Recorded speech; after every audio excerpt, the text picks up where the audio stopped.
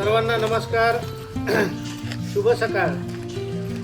आज आपल्या जिल्हा परिषद प्राथमिक शाळा मानपूरवाडी या ठिकाणी शाळेच्या भौतिक गरजा, विद्यार्थ्यांचा गुणवत्ता विकास, विद्यार्थ्यांना सुखसुविधा उपलब्ध व्हाव्या या उदात्त हेतूने शाळेसाठी ग्रामपंचायत मानपूरवाडी, सरपंच, उपसरपंच, त्यांचे सर्व सन्माननीय सदस्य, तसेच शाळा व्यवस्थापन समिती अध्यक्ष, उपाध्यक्ष, त्यांचे सर्व सन्माननीय सदस्य, माझे मुख्याध्यापक, सर्व सहकारी, विद्यार्थी बालमित्र या सर्वांचं मी आजच्या या शाळेला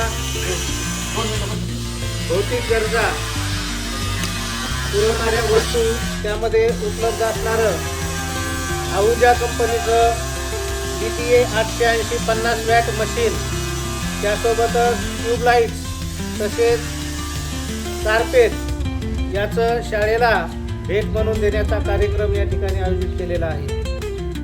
या प्रसंगी उपस्थित गावचे सरपंच, शाळा व्यवस्थापन समिती अध्यक्ष, तसेच गावातील सर्व शिक्षणप्रेमी नागरिक या सर्वांचं मी शब्दसुमनांनी हार्दिक स्वागत करतो आणि शाळेचे मुख्याध्यापक श्री गवळी सर यांना विनंती करतो की त्यांनी प्रास्ताविक करावं.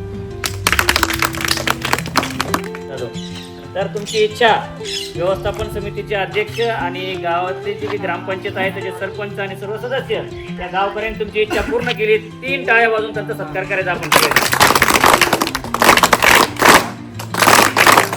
पहा.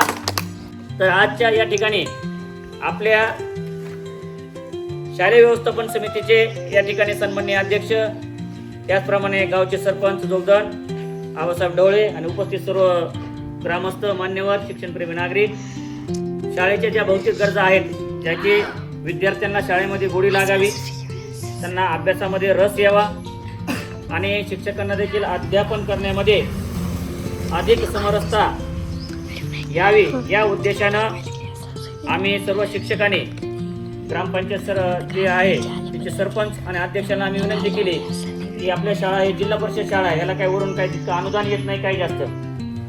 तर समाजाच्या सहभागातून शाळेची जी काही भौतिक गरज आहे सुरुवातीलाच त्यांच्या आम्ही कानावर बऱ्याच वेळेस टाकली.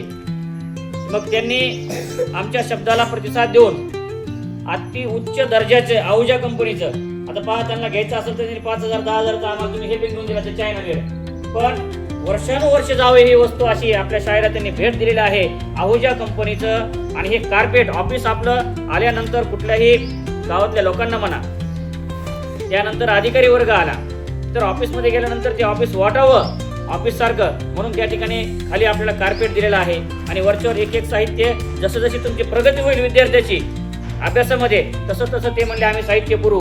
तुमचं जर अभ्यासामध्ये कमी आला आलेख तर मग ते साहित्य देखील कमी होईल, हे लक्षात ठेवा. त्यामुळे तुमचा आलेख हा वाढता पाहिजे.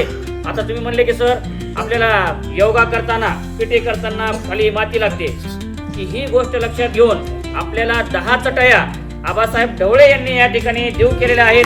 3 टाळ्याच्या गजरामध्ये आपण स्वागत करूया त्यांचं.